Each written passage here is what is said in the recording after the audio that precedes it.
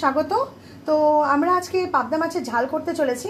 তো সামনে কিছু আইটেম আছে, তো দেখে নি কি কি আছে।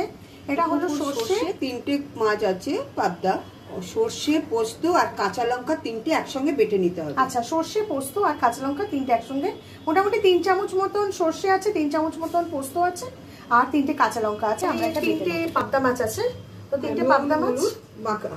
আচ্ছা, নুন হলুদ দিয়ে মাখাটা আগে গরম করে নেওয়া হয়েছে। গরম করে নেওয়ার পর এবার তেলটা আমরা ঢালবো। একটু গরম করে নিই। পাবদা মাছটা একটা একটা করে ছেড়ে দেওয়া হচ্ছে।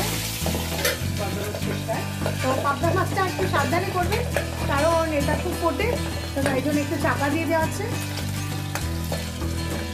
এই যে দেখুন খুব ফাটছে, ভয়ও লাগছে, তো একটু চাপা দিয়ে দিয়ে আস্তে আস্তে ভেজে দেওয়া হচ্ছে। করে উল্টে নেবেন, ঢাকাটা খুলে আবার উল্টো পিঠটা করে আবার চাপা দিয়ে দিতে হবে। একটু ব্রাউনিশ কালার চলে এসছে, এটাকে তুলে নেওয়া হবে। এবার একটু পাঁচফোড়ন দিয়ে দিচ্ছি আমরা অল্প করে,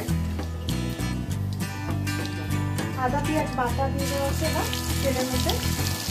আর কত করে নিই, কত করে আপনার টমেটো দিয়ে দেওয়া হচ্ছে, মানে হাফ টমেটো, ওটা আমাদের ছেড়ে দিলাম। এবার একটু হলুদ ছোটো চামচে, লঙ্কা গুঁড়ো 1 চামচ, স্বাদ মতো নুন দিয়ে ভালো করে নেড়ে নেওয়া হলো। তারপরে সর্ষে পোস্ত বাটাটা, সর্ষে পোস্ত যেটা ভেজানো ছিল সেটা একটুখানি বেটে নিয়ে মিক্স করে দেওয়া হচ্ছে।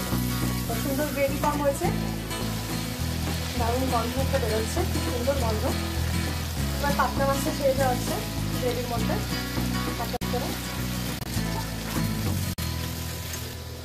এরপর কমিয়ে দিয়ে মানে একটু ভাপাতে দেওয়া হবে অল্প একটু জল দিয়ে, মানে পাতা মানে করিয়েন্ডার দিয়ে একটু একটু ছড়িয়ে দেওয়া হলো, যাতে সুন্দর ফ্লেভার একটা আসে।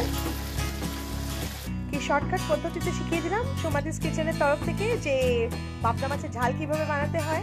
তো প্লিজ প্লিজ প্লিজ ভুলে যাবেন না আমাদের বেল আইকনটা প্রেস করতে, সাবস্ক্রাইব করবেন আর ছোট্ট করে একটা কমেন্ট দেবেন।